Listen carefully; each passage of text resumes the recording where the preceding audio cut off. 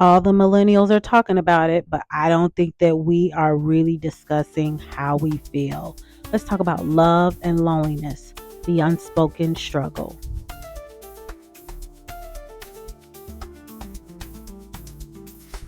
Welcome back to Redefine Her. These are deep, vulnerable conversations to help you reclaim your power and live unapologetically. Now, like I told you, millennials are going through it. We are talking about it.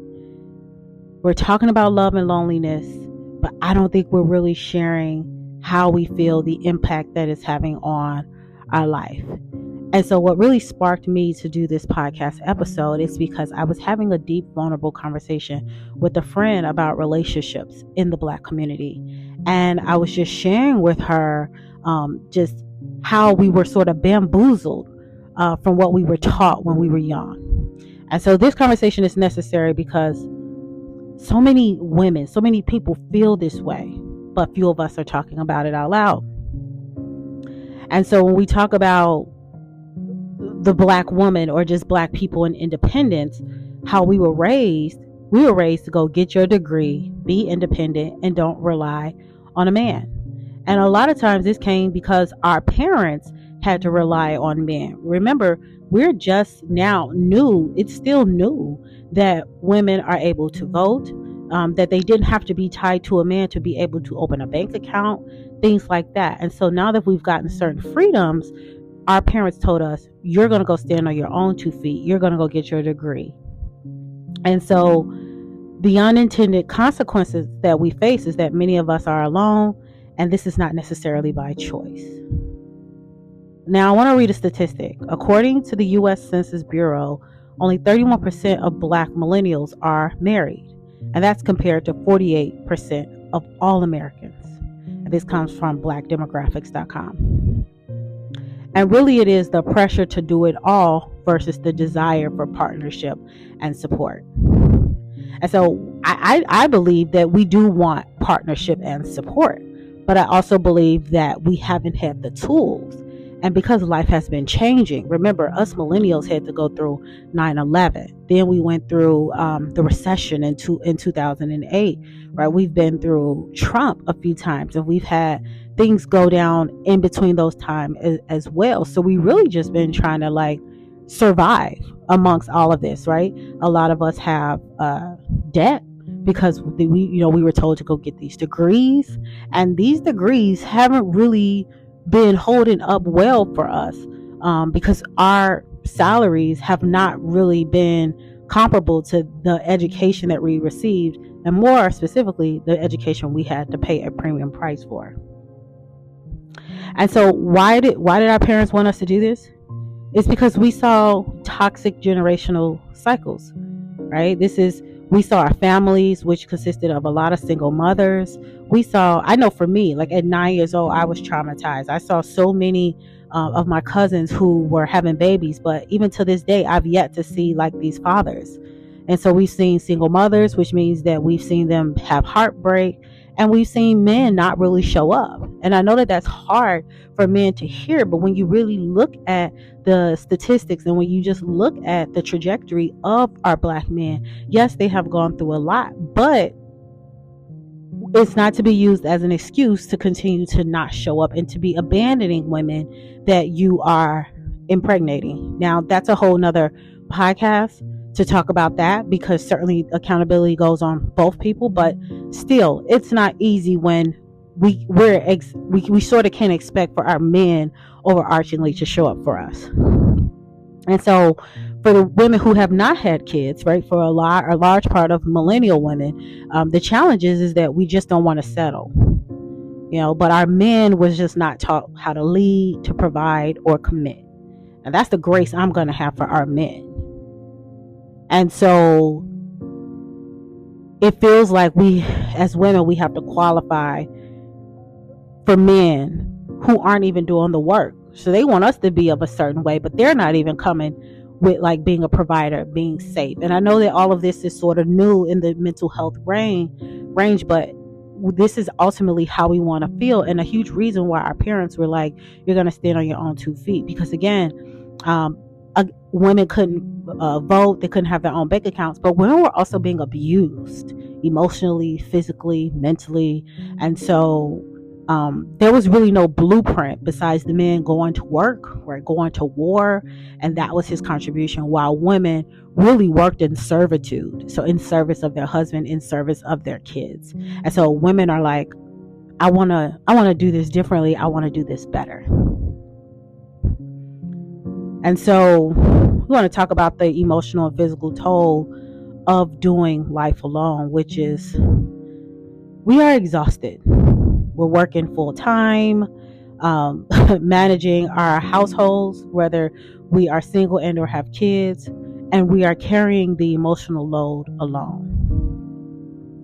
Right? We really thought that we'd be building a home, a family, a future together. But this is where we are. And so I want to give out another statistic, is that the strong black woman schema, which I've talked about before, which promotes self-reliance and emotional suppression, has been linked to higher stress levels and negative psychological outcomes in black women. And this comes from Scholar Works, Walden U. And so you look at all of this, right? We thought we would just be somewhere else than where we are right now. A lot of us are in our late 30s, early 40s, and we wanted to have the home, family, the partnership. But the sad part comes when we're realizing that we feel like we're running out of time, energy, and options. Right? And I know for me, like, my body is just not doing what my body used to do 20 years ago. Right? I'm feeling things I haven't felt. Right? I'm working a long day, and then I have to come in, I have to clean up my house, I have to cook. Where's my person? Where's my partner? And so right now, what we're living in is that singleness is really a luxury. Like, it's a luxury to be single because it costs far more than if you would partner up. And it's not just financially, but just the collaboration, the partnership of it all. And so I know I'm not the only one who's feeling this way. I know that my millennial sisters are feeling this way as well, especially for the ones who have not had kids yet, desire that, ones who want marriage, desire that. It is just really, really tough, and it puts us in a situation where we want love, but right now all we feel is aloneness and loneliness. And so what needs to change? Right? How do we break this cycle? How do we shift this narrative for ourselves and for future generations? Right? Because we all carry trauma. And so it's just important that we all do the healing for both black men and women. Right? How do we redefine relationships in a way that serves us? But I just, before I get into just a little bit, I just want you to know that, like, you're not alone. I see you, and I want to hold space for you. And one of those ways that, if you're able to be around anyone else and you want to talk about this, one thing that you could do is just be honest about how you're feeling. Be honest about your needs. The whole "I'm good by myself" narrative has been sold to us as empowerment, but is it really serving you? Because it's okay to want love. It's okay to need support. Name it, own it. Because I know across social media, you'll see so many people trying to glorify singleness. But the reality is, there's nothing wrong with wanting partnership. Like, we were never meant to be here alone. Number 2, you want to release the shame of desire. You don't have to prove your strength by struggling alone. You deserve to build a life that includes care, softness, and reciprocity. So release that shame. When people are saying, like, well, it's a blessing that you're still single. Enjoy it, all of that. I get it. But there also is shame walking around when you are entering your 40s and you're still just trying to get it together and stand on your own 2 feet. Release the shame. And lastly, start healing and connecting. Right? Healing isn't just individual work, it's relational, and we need spaces where we can process these emotions, gain clarity, and build meaningful relationships. And so I know that I hold that space for women And that's why I created my private monthly get together. And this is a space where we can talk, connect, and start figuring out how to rewrite our stories, all right, and live unapologetically. We get to unpack this together. This is not a coaching call. This is really a support space where we are building community. So I invite you to join my private monthly get together. But I just want you to know that you are not alone. You are not alone. And so I just want to know, what are your thoughts on how do we move forward? What are your experiences? I encourage you to write to me and let me know. Get on any one of my social media pages.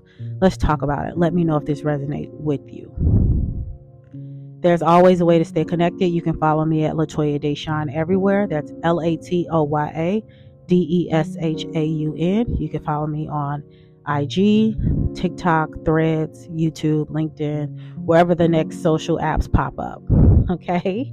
You can also join my private monthly get together. I'm sure there'll be a link somewhere around so that you can do that. And then you can also work with me one-on-one through private coaching. I take a certain amount of women a month and we unpack through a 90-minute power focus session, one-on-one, me and you, whatever problem that you are facing. But there's also for women who are truly ready to recommit to the life that they deserve. Know that it's a journey. There is more coaching available so that we can dig deep in and you can have support and accountability from someone who has been where you want to go. Lastly, you can always just reach out to me directly at info@patentleatherproject.com. info@patentleatherproject.com.